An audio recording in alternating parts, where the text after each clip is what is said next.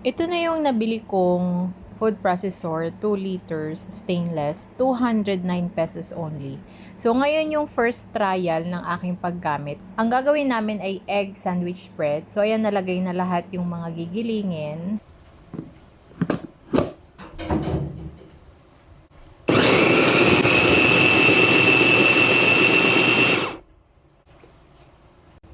Wow, nice.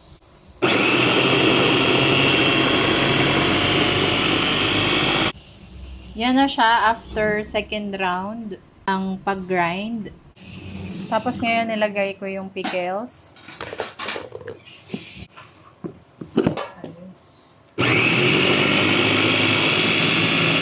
So yan siya.